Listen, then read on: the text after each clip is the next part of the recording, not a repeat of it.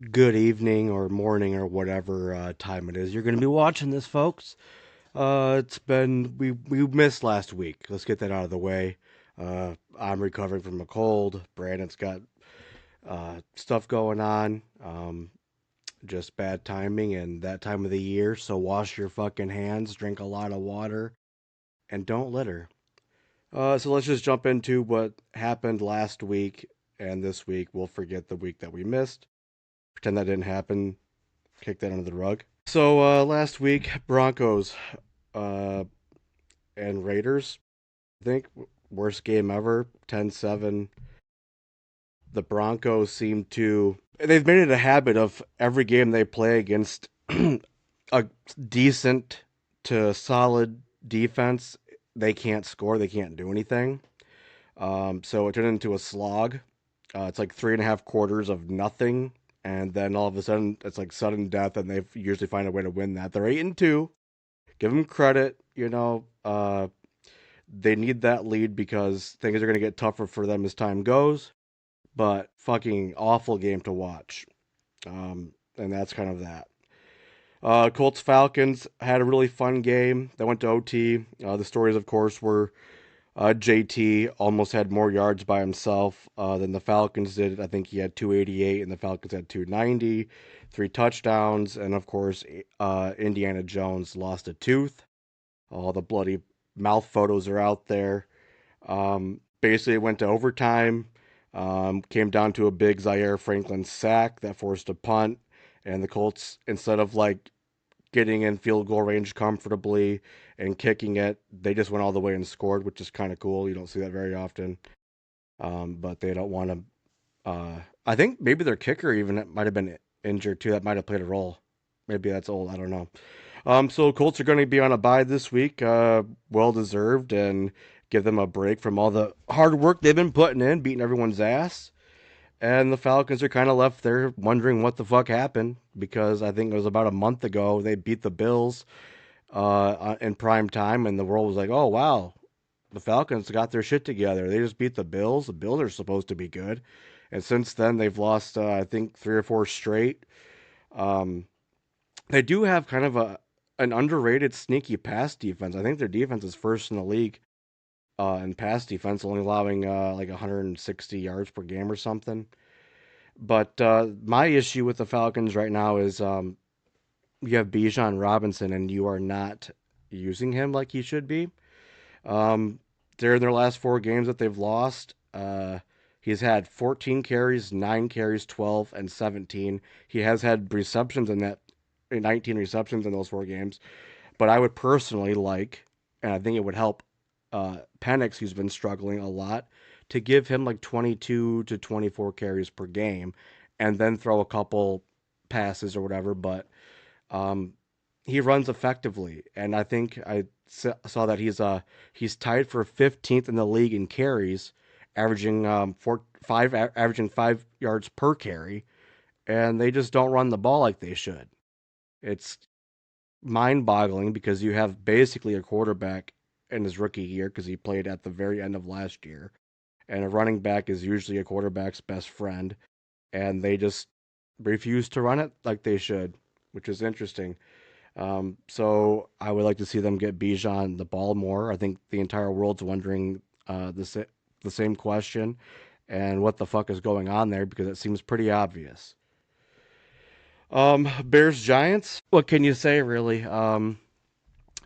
Let me adjust that a little bit. Giants blow another double digit lead, and of course the big story was Dart got a concussion.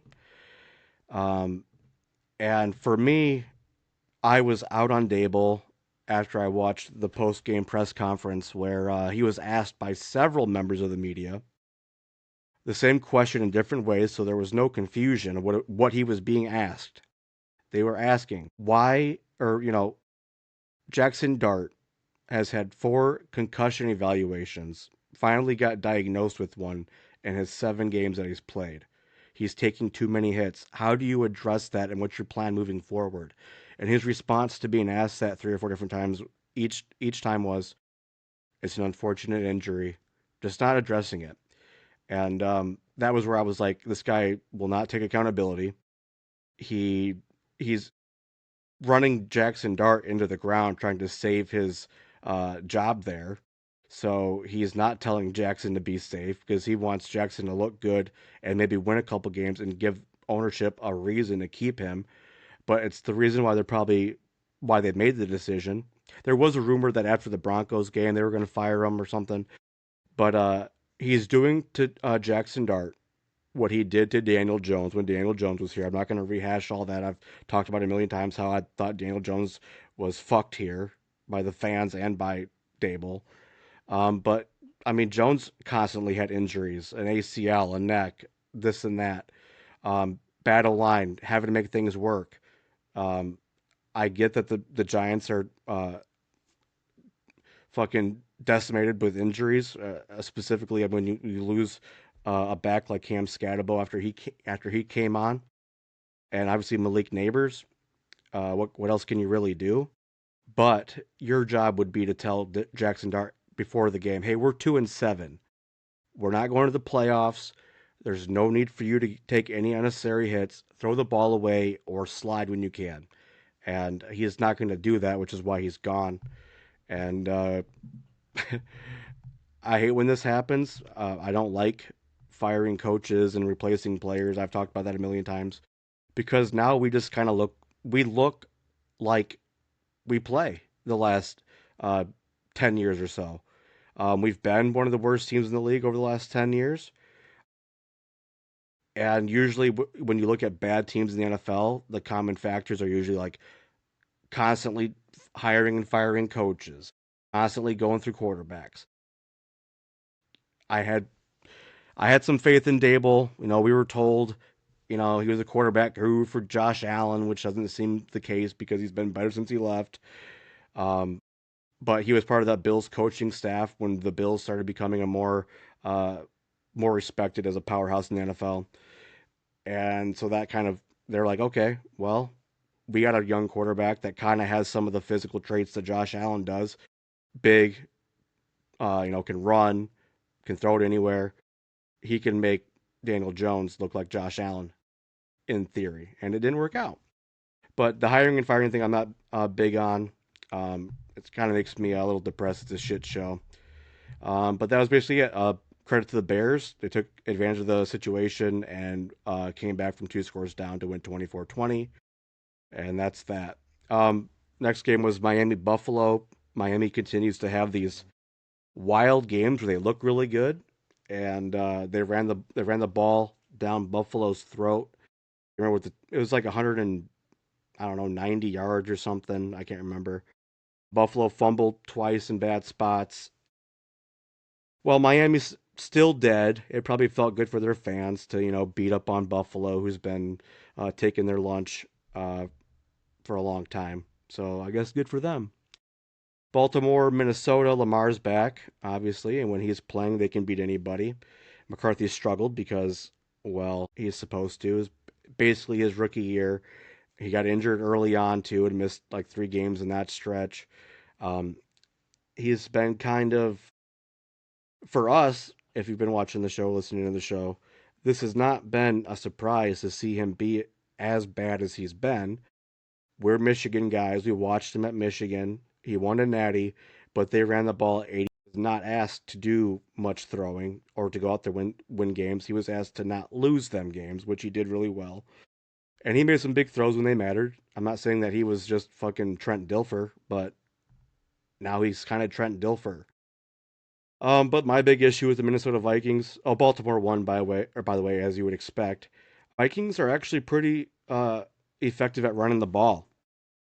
And Jordan Mason is 5'11", 225 pounds or whatever, big strong back. And Aaron Jones has always been kind of lethal, even in his older age. He's still getting it done. And in the last 3 weeks, Mason has had 4 carries, 10 carries, 4 carries. Unacceptable. Jones 5, 9, and 9, some receptions in there. Um, you have a rookie quarterback that's struggling. You have a pretty good defense that gives people fits. You do have Justin Jefferson and Naylor and Addison. I get that you want to throw the ball around and keep those guys happy, but you should be running the ball. That's how you set up, the play action, but also take the pressure off your fucking offense. Keep the defense off the field for a little bit longer. I would like to see Mason, and I'm not just saying this because I have him on my fantasy team, but Mason should be getting like 15 carries a game. I think they have Aaron Jones about where I would want to have him, 8 to 10. But between the two of them, about 20. You shouldn't have JJ McCarthy throwing the ball more than Mason and Jones combined to run the ball for. That can't happen. I'd like to see them combine for about 25, 20 to 28 carries, and McCarthy have like 20 to 22 pass attempts. That just makes sense. But we'll see. They haven't been doing what makes sense. Browns and Jets, I don't care. Pats Bucks had a really fun game. Trey Anderson coming out party, two touchdowns, 147 yards. Another random Mac Hollins big game. My boy Kyle Williams got his first career touchdown, 72 yards. Diggs continues to be a solid veteran presence. May didn't play his best game, but he doesn't have to play his best game for them to win. But I mean, it's starting to look like some of his what we would consider bad games would be other like half the league's quarterbacks' good games. Baker played excellent, 3 touchdowns, no turnovers. Buka continues to look like one of the steals of the draft, being taken 19th overall and already looking like a top 10 wide receiver. Bucks really need to get Bucky back because Baker needs a little help because we don't see Mike Evans coming back anytime soon. I don't know what's going on with Chris Godwin um, or Jalen McMillan. I don't know if he's back or not, but their wide receivers are depleted. They're relying on 2 rookies. Tez Johnson's looked pretty good in his fill-in spot, but to have Bucky there, I think would help them a lot. Um, but Baker's doing all he can. He just happened to play a top 5 team on the road. Fun game. I think it's like 28, 28, 23 or something like that. Fun game. New Orleans, Carolina. Kind of boring. I didn't watch any of this, just saw highlights, but I have been following, paying attention to more stuff coming out about Tyler Shuck. To a lot of people, he's been impressive in his small kind of sample size of games played and experience. They did trade Rashid Shaheed, so Chris Olave and Jawan Johnson are basically his two main targets, and Alvin Kamara's, you know, I think he's like 31 years old and he looks it. Um, Bryce had a bad game, 124 yards and 2 turnovers, I think.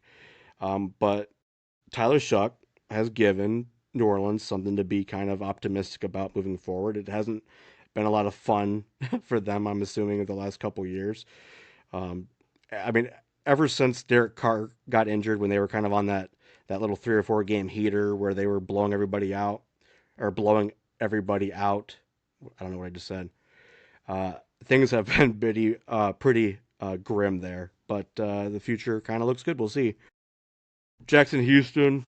I'm sure all of my Houston fans watching this are happy for more than one reason here, besides just beating a division rival and getting a win with a backup quarterback. But obviously, my take about Texans not being good was so crazy. They're still not very good on offense, but they got the job done. And Trevor Lawrence continues to struggle.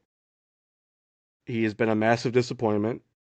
I'm sure people that I think I don't know. I've been giving him the benefit of the doubt because he's gone through Urban Meyer and Peters. So his third coach in 5 years or whatever it is. The Urban Meyer thing was a complete setback for to start his career. Um, but now he's kind of running out of excuses because you have 4 or 5 years of experience. You have an offensive minded coach.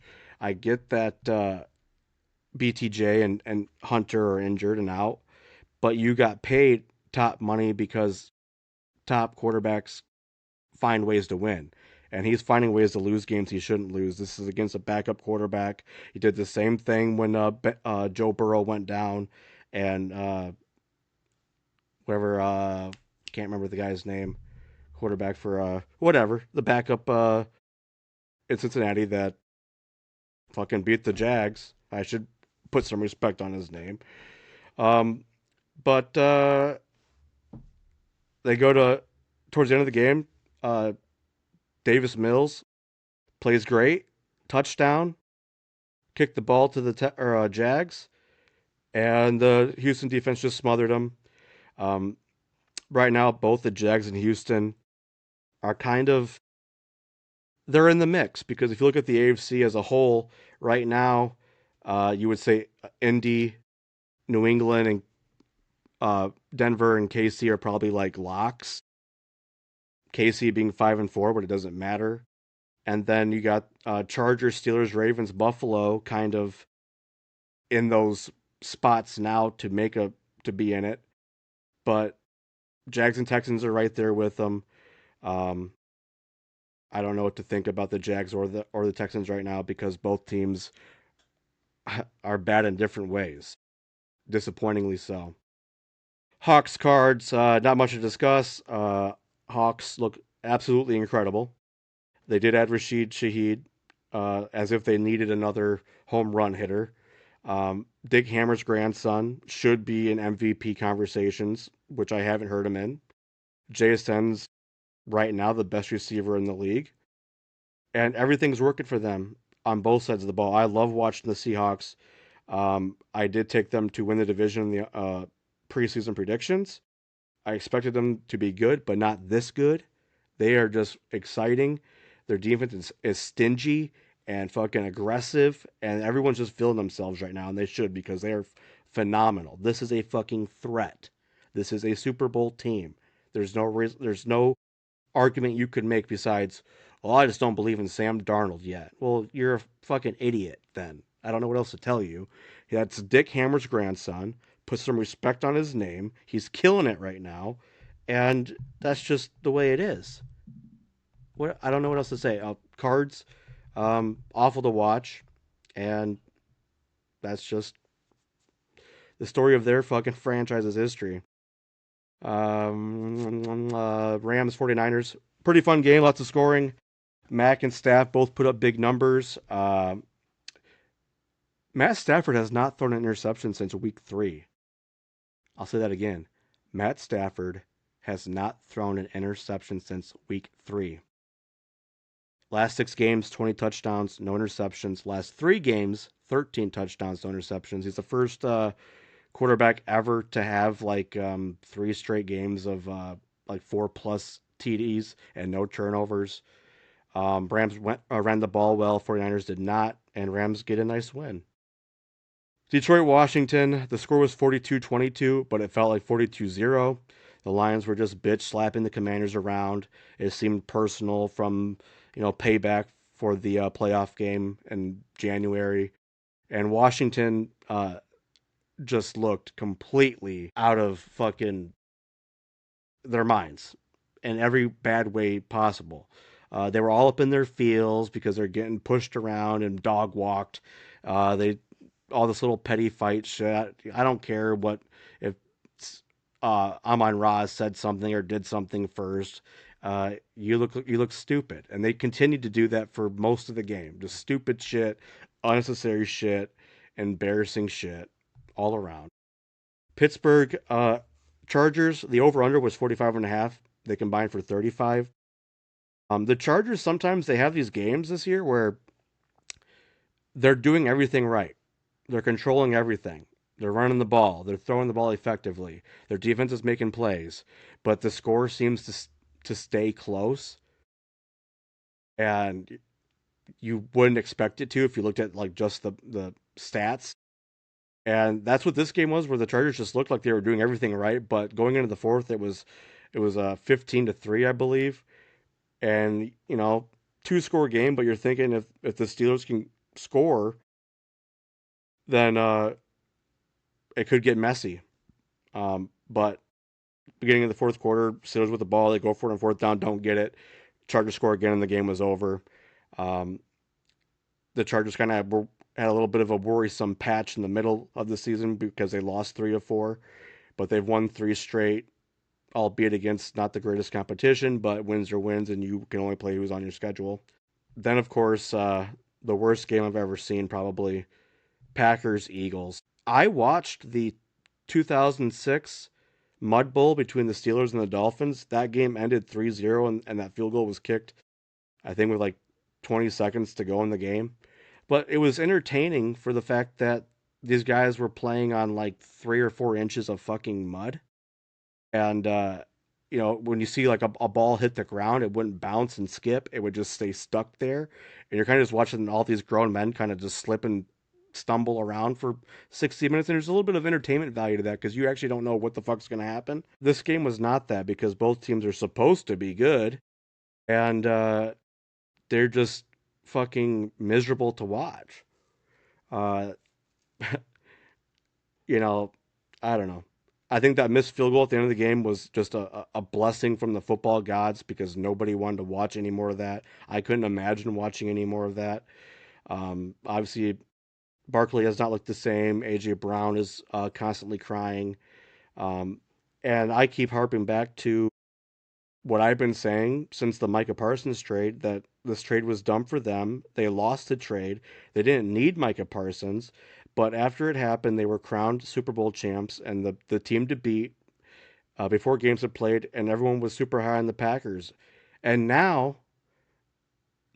people are saying, this is interesting to me, and I keep making comments about it. You knew who was on the team when you put the expectations on them. You knew who the quarterback was. You knew that the receivers were kind of iffy. You knew all these things, and you still said this is the team to be in football with Micah Parsons. He puts them over the top. This is a Super Bowl contender. Vegas made them the Super Bowl favorites, odds favorites.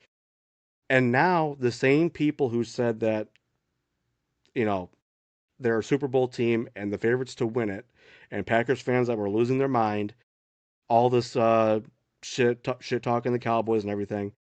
Those people are like, well, the offense stinks, and it's like, well, like I said, you knew who was on the team when you said they would be the best. So how can you now pretend like this is a surprise to you? It's comical. You know, what do you expect? The offense stinks.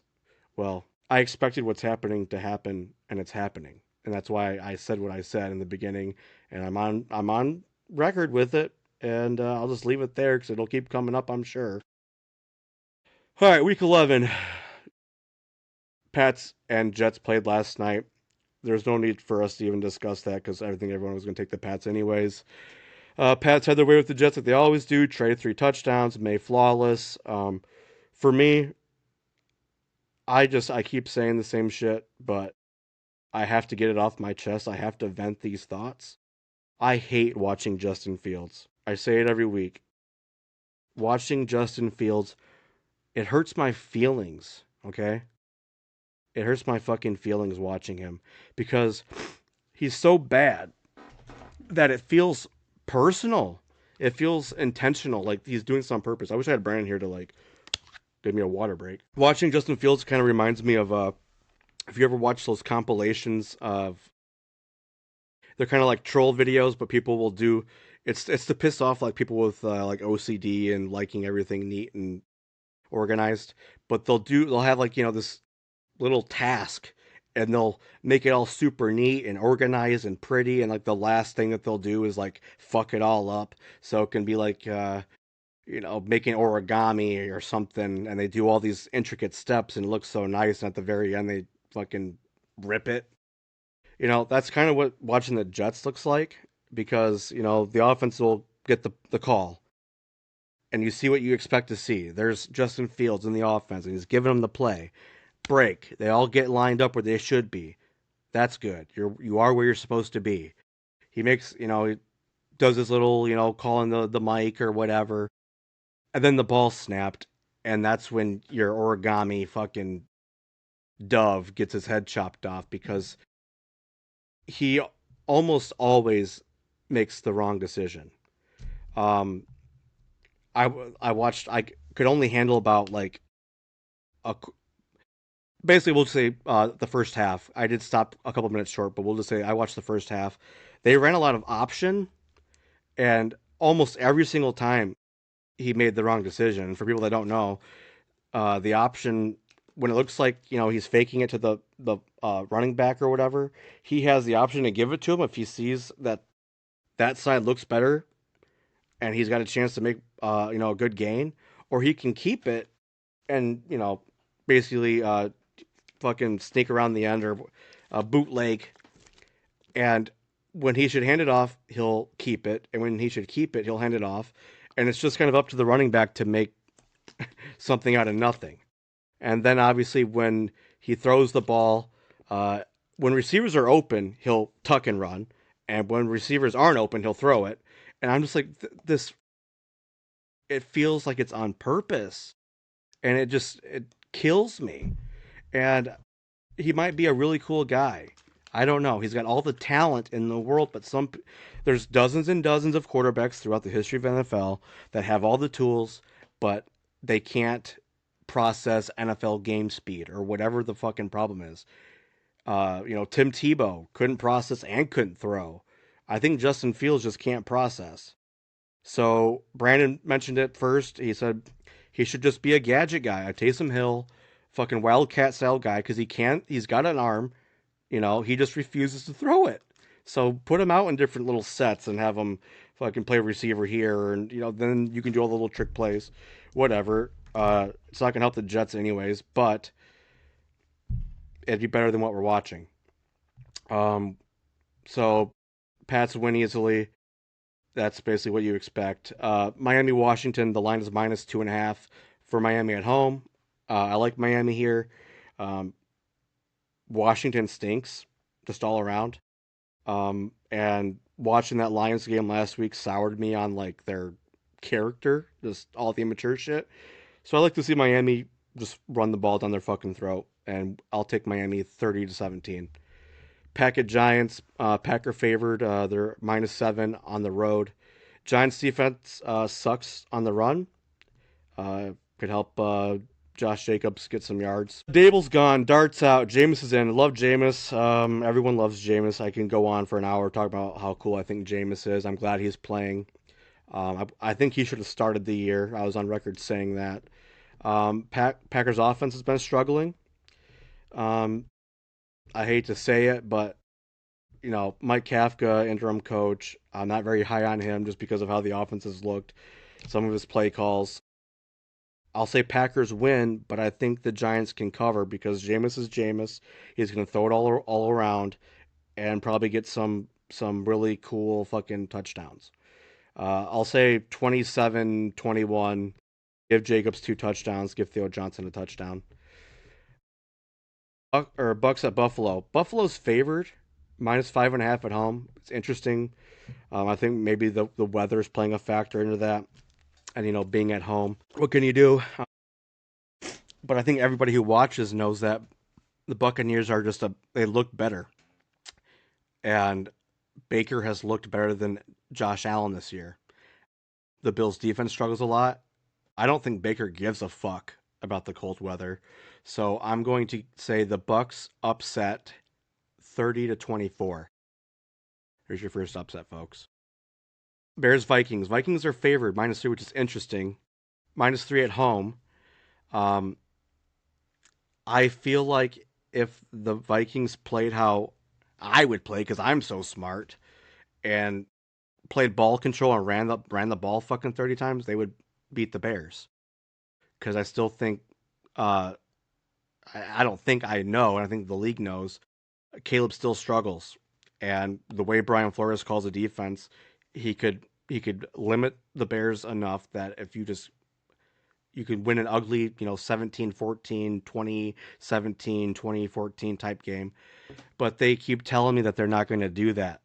So I'm going to say Bears win, upset, which it really shouldn't be. I'm surprised the Bears are underdogs. But I think the Bears beat the Vikings because the Vikings, Kevin O'Connell, and his offensive staff don't do the obvious. Houston, Tennessee, Houston -6. I'll take Houston. It'll be the most boring, unwatchable game of the weekend. It'll be something stupid like 17-10 or something. I would not suggest watching this game. Bengals at Steelers. Steelers are -5.5 at home. A couple weeks ago, I called the Bengals winning or beating the Steelers like step by step, almost to a T. I did say that Chase Brown would have a good game I said he would. I don't know what I said, but I was right. I'm always right. But the Steelers look different now defensively since moving Ramsey back to safety. They looked a lot better. They are at home. I think Flacco's got a best up shoulder. Steelers at home. I'll take them 27-17. Cover the spread. Chargers at Jacksonville. Chargers are -3 favorites.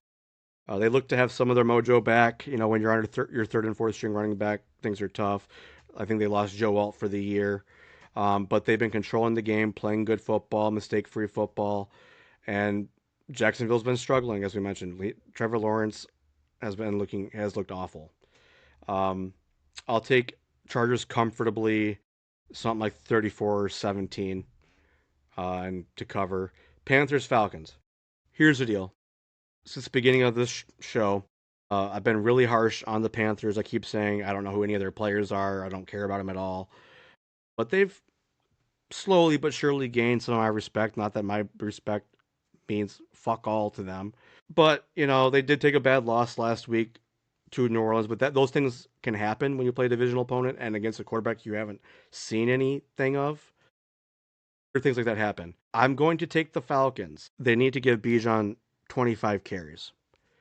If the Panthers beat the Falcons again, I will put respect on their name and the Falcons will be dead to me, but give me Falcons 24-17. Hawks Rams. Rams -3 at home. This will be the game of the week. This is going to be a bloodbath. Should be high scoring. Should see everyone on both teams making big plays, touchdowns, whatever. Both quarterbacks are elite. I think the teams split their series, both winning at home. So I'm going to say the Rams are going to win this one. And I'll take the Seahawks later, pending any injuries. But give me Rams something fun like 34-30, and I guess to cover the spread. But I wouldn't touch it because the Seahawks can beat the Rams. They can beat anybody. Ravens, Browns. This is a test for the Ravens to see if their defense can stop a bad offense. They have to be able to do this, which is the bare minimum, in order for this narrative to continue that the Ravens can sneak into the playoffs and be a threat too, because Lamar and the offense can't every game can't be a shootout, 45-40. It's just unsustainable. So you would like to see their defense do something good here, gain some confidence, see what happens. I'll take the Ravens 27-10 and win comfortably. I don't know if I put what the spread is, but they'll cover the spread. Chiefs Broncos. The Chiefs are 5-4. Denver's 8-2. They're playing in Denver. Denver also has one of the most significant home field advantages in football, but probably in sports, playing at Mile High. Um, but the Chiefs are 5.5 point favorites, which tells you everything you need to know. Um, the Chiefs are back where they should be. Since Rashee Rice has come back, it's opening up the offense significantly. And I'll take the Chiefs 27-17, cover the spread. The Broncos offense has looked anemic and inept playing any decent defense, and we know the Chiefs play top 10 defense, so I don't expect Bo Nix to have a fun night. Here's another fun game. Lions at Eagles.